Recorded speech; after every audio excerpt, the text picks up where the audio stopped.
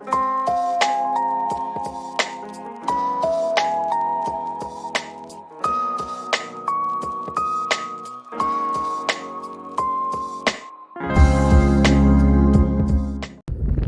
guys, and welcome back to my channel. So as you see, I'm in the car this morning and I'm headed into the office, but I decided, you know what, as Valentine is coming, let me just give a little, I guess, story time on my past relationships, why it didn't work out,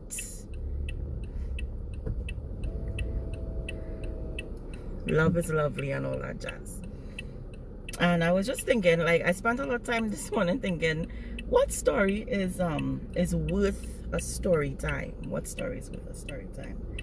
And I decided that could you drive? That I would share with you all that one guy that I dated who was a physiotherapist, my father's physiotherapist. So let me get into it. Now, I want to preface this story by saying that at the point in time, I had just gotten out of my 7-year relationship with my ex. I was on this vibe of I am not dating nobody. I'm not going and getting no relationship. All men is dogs, and I'm going to save myself for Jesus Christ. Okay? And you know, I was doing well. How we would have met this physiotherapist when after daddy had his first stroke, and we had to, he was insisting that, you know, he takes his therapies because he wanted to be able to use his hand, and he wanted to be able to write again, and then by extension drive again, because when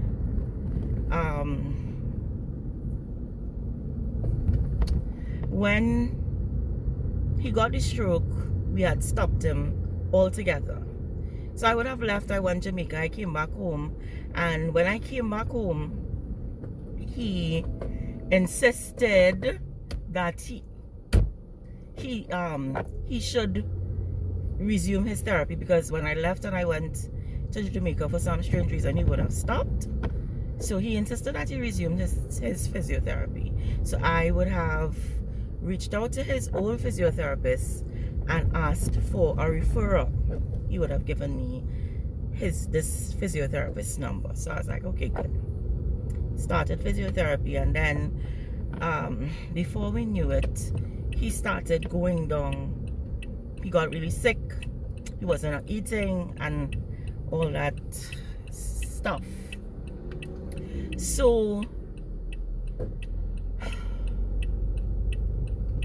I would have, let's call the physiotherapist John, because we would love to keep things a little bit anonymous in these streets, right? So I would have, when daddy started going down, I would have communicated with John and told John, hey, daddy's not doing well. We would have to, like, cancel all his sessions for the rest of the year, and then when we get him back on track, I'll communicate with you, let you know what's happening, and then we could organize to suit. He was very understanding, and he said, yeah, sure, no problem, stop, whatever. So instead of daddy improving in terms of health, he did not improve.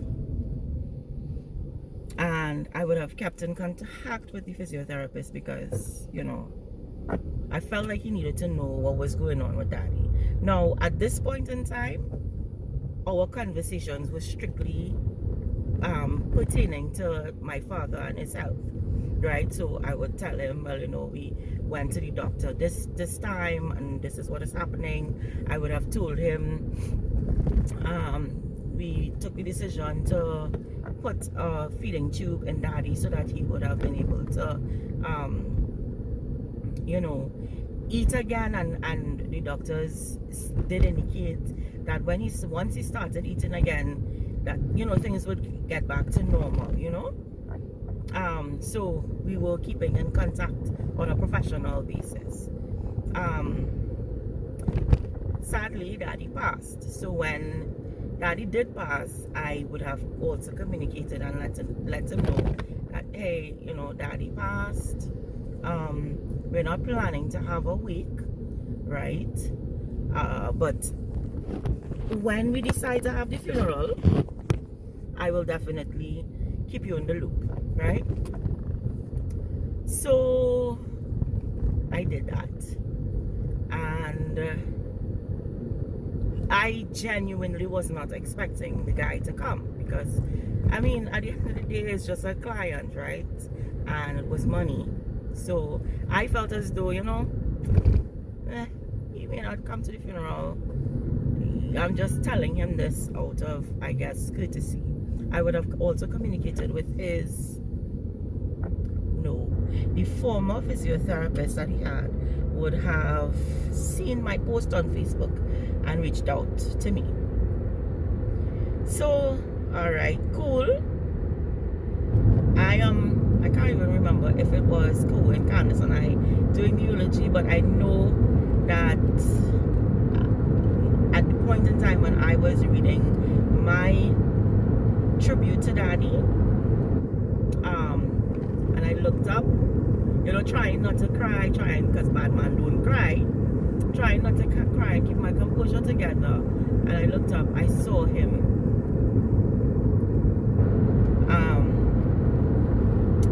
And I was like, oh, that's so sweet, so then now we continued talking, because when my father died, I was still out of a job and I had querying to see about, so I started to panic, right? And he would message every day. He'd be like, hey Caroline, I hope everything is okay with you, don't lose hope, you got this, God's got you, everything will work out, your sister, you will get a job and you'll be able to take care of your sister, because he knew that was a major concern of mine, not being able to care for Corey. And I was like, this is so nice. A friendship is now being established because of the death of my father. So he's checking in. And then one day he asked me out on a date. So I was like, okay, so there's no need to remain professional, because he's not giving us service anymore. And it's fine, It's not that bad to date. But he was Catholic, I'm Seventh-day Adventist, and the whole unequal yoke thing. So I didn't want to tell my siblings about him just yet. And I was like, we are Christians, right? So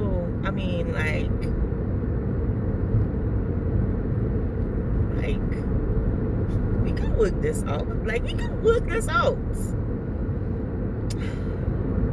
We went out on the date. I had a really good time. I always enjoyed talking to him, because it doesn't take much to have stimulating conversation with me.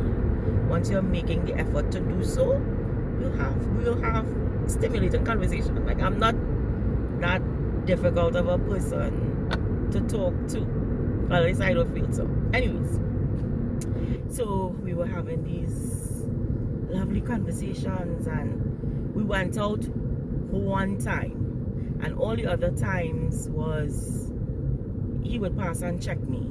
But he would pass and check me on a Friday night, which kind of odd, right?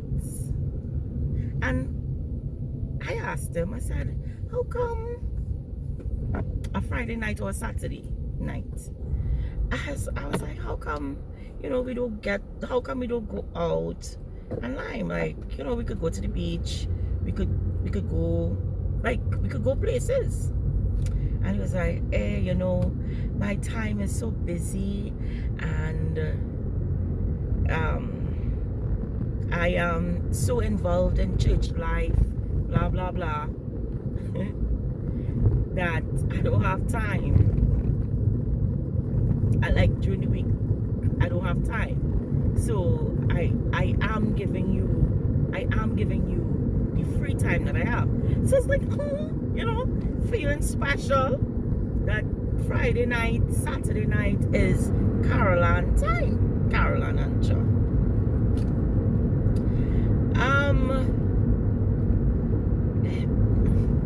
Then randomly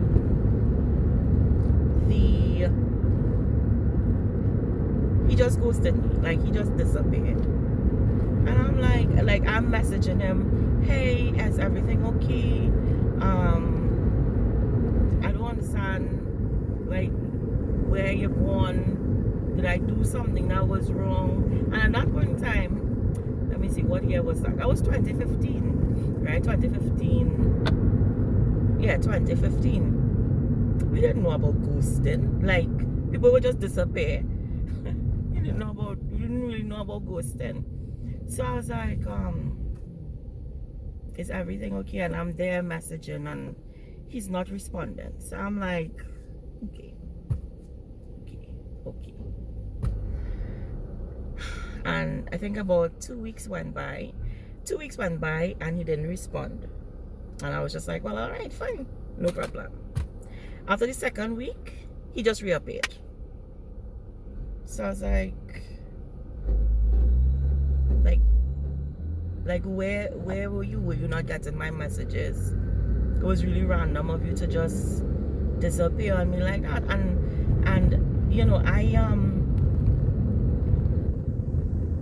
here sitting down waiting for responses and stuff. It wasn't cool. And I was like, yeah, no, something came up and I kind of had to leave. So I was like, leave as in leave out of the country, leave. No, I just had to separate myself, but I need to come and talk to you. So I was like, okay. Now, it should have dinged off in my mind that something was wrong, right? But it didn't, because Caroline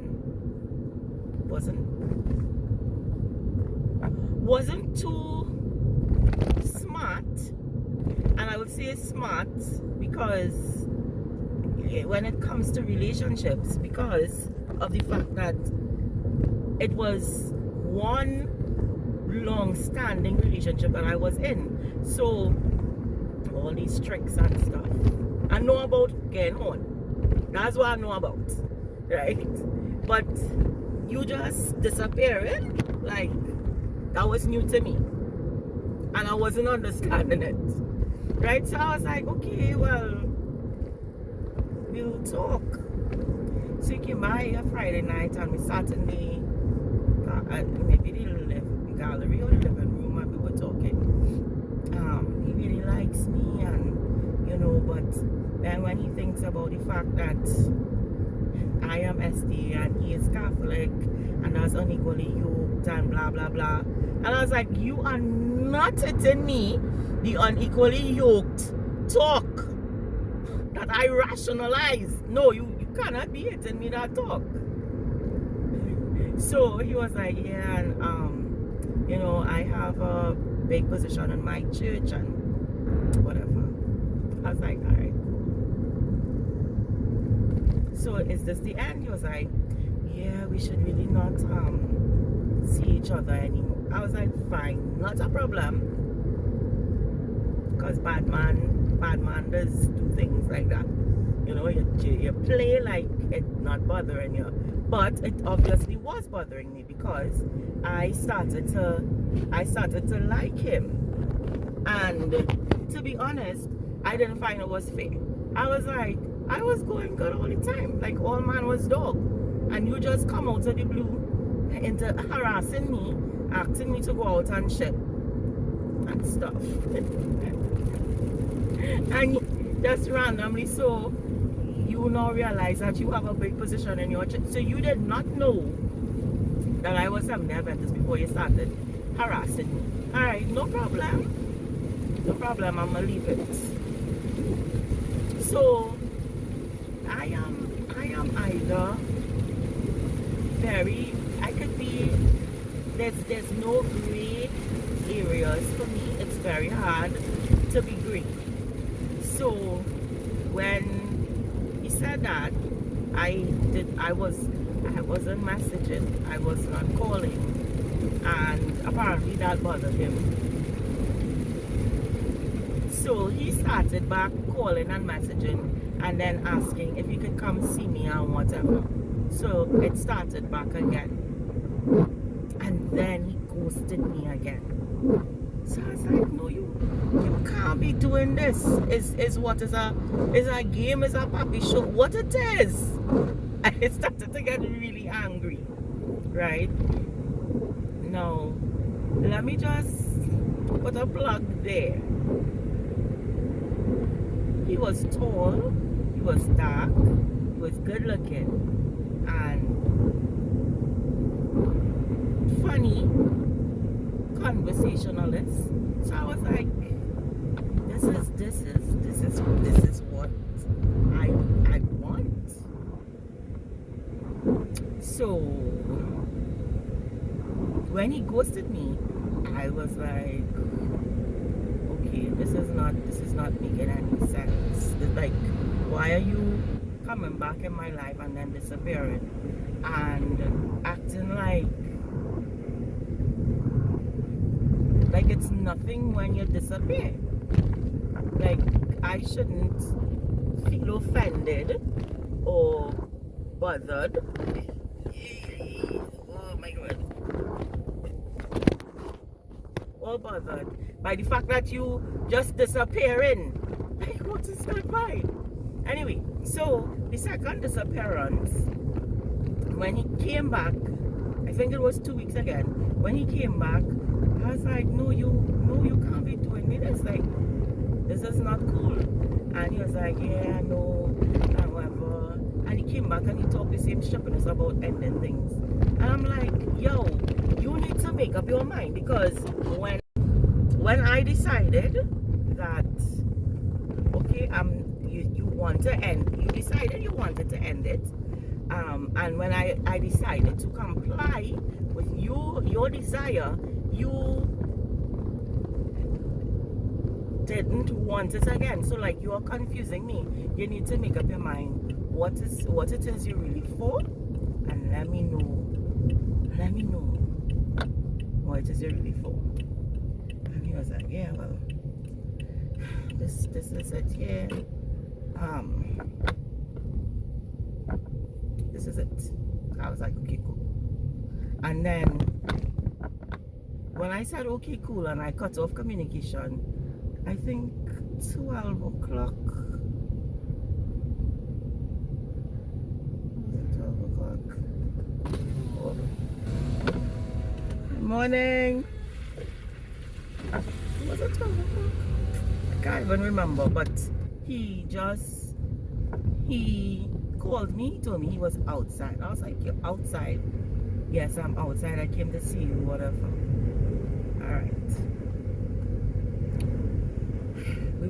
I went outside. We had a conversation in the gallery. He left. And then I didn't hear from him again. So I was like, okay, cool. But then I was like, no, not okay, cool. So then I started to message his phone and I started to tell him, you know, you're a really unfair person, and you're playing with people's emotions. You of all people know that, you know, I just literally came from losing my father, I came out of a long-term relationship, and this is the kind of games that you're going to play. Like, that's not cool. Nothing about what you're doing is cool, right? And don't tell me nothing about, oh, you studying your religion, because the religion did not bother you when you came back in my chat, right? So don't tell me nothing, no stupidness about you studying religion or whatever. Anyway, so I sent him that night, and the morning, the next day, I was getting ready for work, and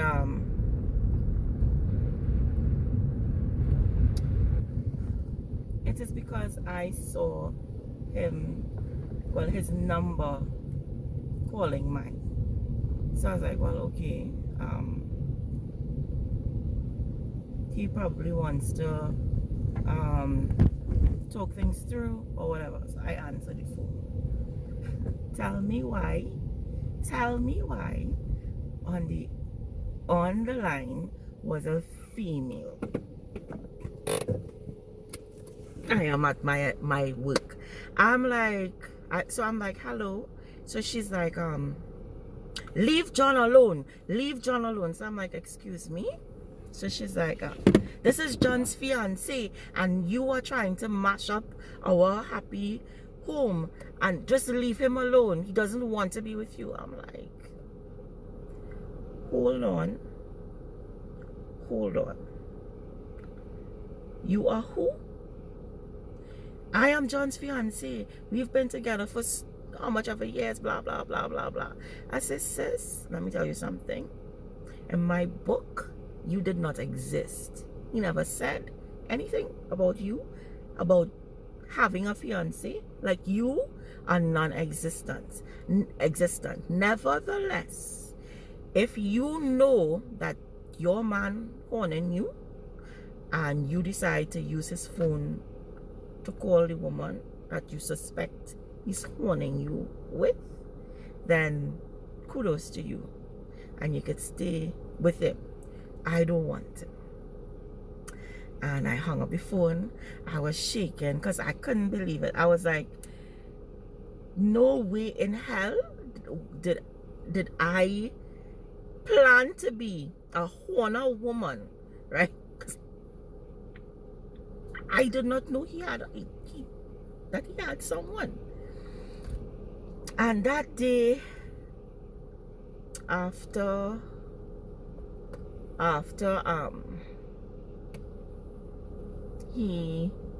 the call, I went into work like nothing happened.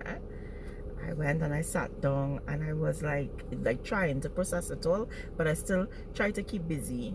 I don't even know can't even remember who I told, but I was just sitting there, and I'm in awe as to how men could be so shady. And he is there calling my phone. I refused to answer him. He called. I refused to answer again. Those were the days of Skype. So we used to video call each other on Skype. So then did I block him? I probably did. After a while, because he was calling relentlessly. He wasn't letting up. And I believe I blocked him. So after he got blocked, he resorted to Skype. And he messaged, and he was like, don't believe what she said. She's been trying to get back together with me. That's my ex. And I'm like, does John take me for a fool? First of all, that hour of the morning, 6 o'clock. Nobody, your ex, how your ex get your phone to call me 6 o'clock in the morning? He's like, don't believe her, don't believe her. And a part of me kind of regrets that I did not take his call, because I feel like I didn't get closure as to tell him how I felt about everything. But I know that that's for the good, for the best, because he would have just tried to manipulate me, right? So yeah, that is the story about me dating a man who had a fiance. And so with that, I'm out. Valentine is coming. Valentine is coming. I do hope that you'll have a lovely Valentine's Day. What will I be doing? I will be at home chilling. Just chilling. No, I lie. I'll be at work. I intend to my little cousin and I decided to exchange gifts. So she's my Valentine for the day. I plan to send a bouquet of flowers for her at her school for Valentine's Day, and yeah, I will be at work for the most part, unless today, because could you all just take a moment to look at how absolutely gorgeous I look today. Unless somebody decides to step to me today and I get a boyfriend, I will more likely than not, still be single.